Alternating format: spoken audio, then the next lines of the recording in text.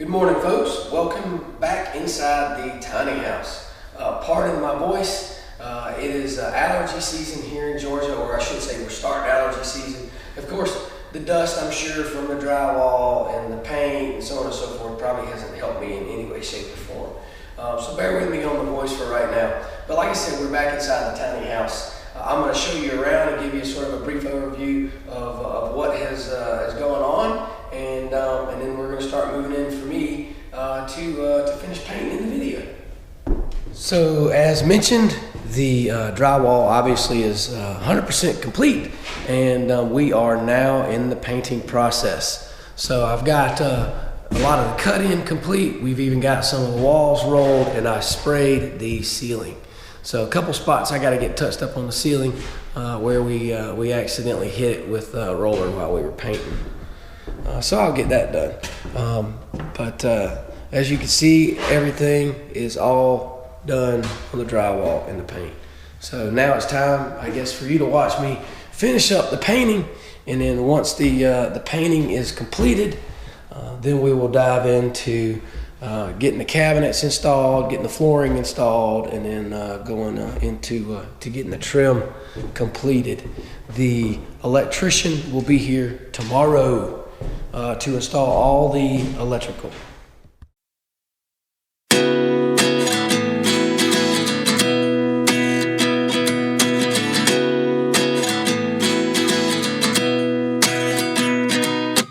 At 29 and I find myself wondering what did happen to the last 10. I ran away with my life, fast forward, never turn back again.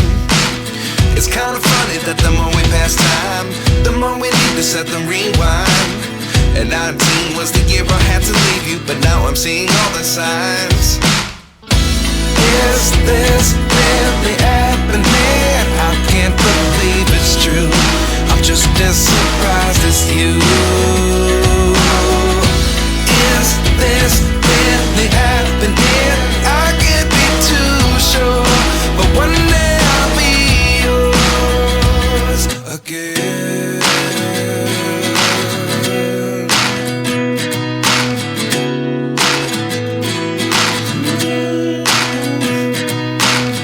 Life lessons come one in a dozen. The other 11 give something from nothing. I sit here looking for an answer. Maybe the biggest question was in the last chapter. You gave me the soul I have today. Without you I never could have moved away. But now I seek what you teach. I do believe I always should have stayed. Yeah. Is this really happening? I can't believe it's true. I'm just as surprised as you. Is this really happening? I can't be too sure, but one day I'll be yours again. All right, we are now doing the electrical.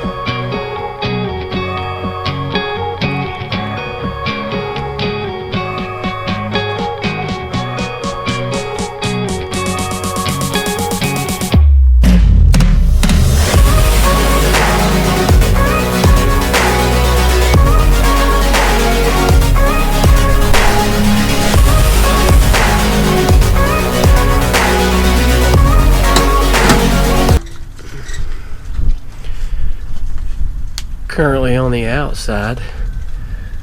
That is the meter base. This is the panel that will has the main breaker as well as has a 50 amp breaker that goes to that, which will allow me to be able to plug up a generator and backfeed the tiny house with electricity if ever needed. And then there will also be a plug that's going to go right here, regular 4 or quad 110 outlet setup that will go there, allowing me to have additional power on the outside of the building. We are doing mini splits. So for the mini splits on the opposite side of the building, we currently have set for wiring over here, and these will basically be your on-off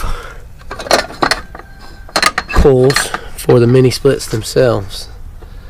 And then I also had a 110 outlet put on this side of the building just in case it was needed later down the road. And then for the front, we are now wired for the external lamps and then a 110 outlet on the front, so that we have what we need there. Alright folks, so I am currently working on the floor, obviously, as you can see.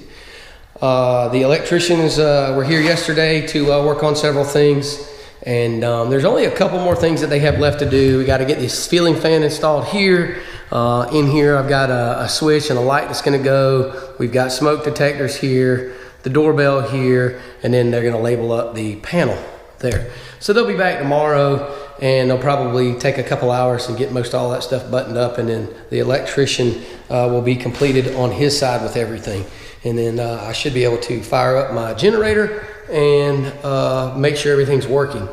Here where we live, they do not allow us to be able to turn on power until you actually have a CO. They don't actually check the electrical, which is just weird as crap to me. But anyway, I digress. So we're gonna hopefully be able to try that, get the electrical going, and be able to try all the outlets, make sure all the lights and everything are working, and then we'll be good to go there. So I have the cabinets in place. They are not currently set. What I decided to do here was on the with the cabinets, just because I don't know what we're going to do later down the road, and these are not custom cabinets. We bought these cabinets from Home Depot, so there's a chance that maybe Kristen decides she wants to do something different later down the road. We might end up taking and putting in a dishwasher here at some point in time, or adding some cabinets over here, or so on and so forth. So they say most of the time when you're putting your flooring down that you would put your cabinets set and then you would put the flooring all around the cabinets. Well, in this case, because we don't know how permanent these cabinets or the configuration of the cabinets is going to be, I decided to go ahead and put the flooring all the way down. So the flooring is actually all the way to the corner in the back and all the way down. So the cabinets are currently actually sitting on top of the flooring. This way, I'm able to not have to rip up flooring or change flooring later down the road. They're just currently sitting on top. And then if we decide to change it, I don't know, a year, 2 years, 10 years down the road, we'll be able to do that, not have to go in and readjust and redo flooring. So works out in that case. Because like I said, these are not custom cabinets, they're Home Depot cabinets. And we don't really know from a permanent standpoint if this is something we're gonna stick with or not. So anyway, one thing to keep in mind whenever you're doing flooring is you want to do your best to stagger your planks as much as you can. This is LVP, so it stands for luxury vinyl planking. It's all tongue and groove. So what's going to happen is these actually will take and they will fit inside of this groove right here. We'll actually tilt it. You'll see when I do the video later. You'll tilt it, it fits in here, and then you take a hammer and you smack this down, and it becomes a nice even seam, right like that. But like I said, you want to stagger your planks.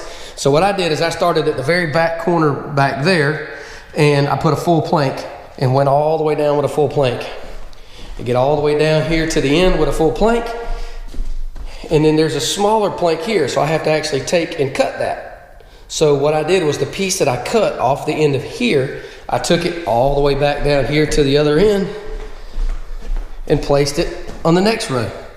And then I full plank all the way down, same thing. Get down here to this end, and on the second row, I took and had to cut that, and then brought that piece all the way back down once again and put it here. So that way I'm staggering them and I'm not wasting the LVP planks. So I'm trying to use as much as possible of the planking as I go through this. I'm trying to, I guess we'll say, eliminate waste. Whenever you're doing flooring, at least from what I was told, you should always plan for about, I don't know, 20% waste or 10% waste or something along those kind of lines. I want to plan to have zero waste. Now that is not possible, but if I can stagger them and using full planks going down and then bring it back up and then go down and then bring it back up, so on and so forth, that basically tells me that I am then staggering them and using every single piece that I have, and I'm not wasting anything. So that is currently what I'm doing. And by staggering, basically what I'm saying is you've got a small one here and then you got a full one here. And then you've got basically, this is like, this particular one is probably about, we'll say 80% long. There's only a small piece that was cut off of that, and then so on and so forth. And then when you're putting it down, you don't want to create where you have, you know, a junction here and then another junction right here and so on and so forth. So you're creating T's. So in this case, you got a line here and then a line that comes down, that creates a T. Same thing here. I don't want to have the seams, I guess is actually a better way to put it. I don't want to have the seams all to be identical all the way down, because then it really won't bond like you want it to bond, or stay set, I guess, like you would want it to stay set. All right, now it's time to get to work. We'll put the radio on and go at it. Of course, YouTube doesn't allow me to play the music, and I'm the kind of guy, when I'm working, I want to be able to just put my head down, listen to my music, and just go at it. So that's exactly what I'm getting ready to do, and you'll hear whatever kind of music that YouTube allows me to be able to play while you're watching me go.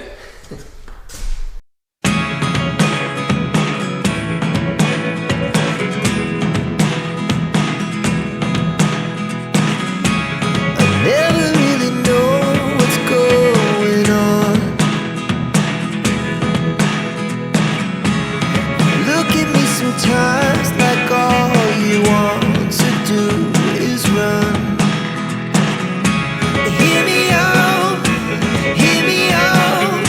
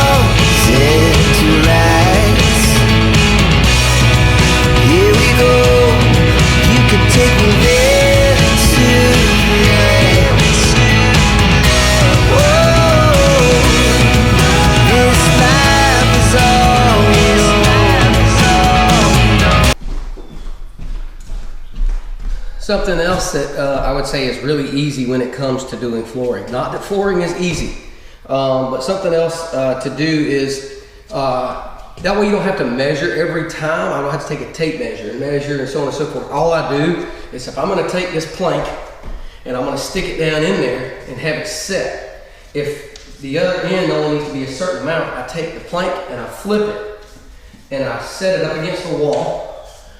Just a small smidgen off the wall, because you don't want it completely butted up against the wall when you're putting flooring down.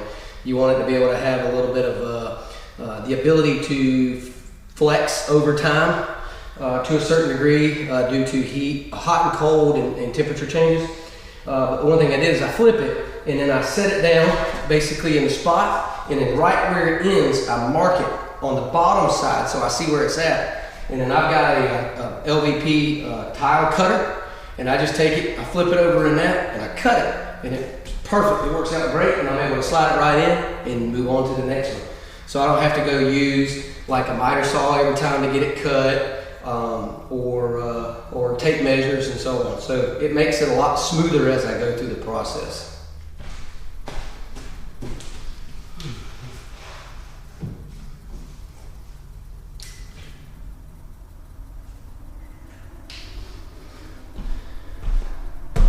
So I'm currently at a doorway here, and I don't want to take and try to figure out and have a transition way down here at the end. So I'm trying to get a transition somewhere in the middle so I can have one piece here and then I can combine another piece, and I'm able to cut my piece around this doorway, or this side of the doorway entry, as well as I'll put in a second piece, a full piece, that I'll be able to cut around this doorway entry. And then I'll go down, I'll have to get my table saw, and I'll have to cut shorter strips to be able to go down against the wall, because I can't put full pieces against the wall. It just didn't add up to be that way. So in this case, I have a joint here, I have another joint here, and I don't want my joints to be all right close together. So I'm taking and I'm gonna put a joint here, get this cut, and then start my one plank here, and then I'll have a full plank that will start here and go this way, and then I can cut around this side of the doorway. That way I'll be able to blend it in and then come in to this particular room, and like I said, not have to worry about issues with full pieces and cutting and setting and so on. So that's what I gotta do now. I gotta go get the table saw so I can start cutting pieces and strips, and then we'll go from there.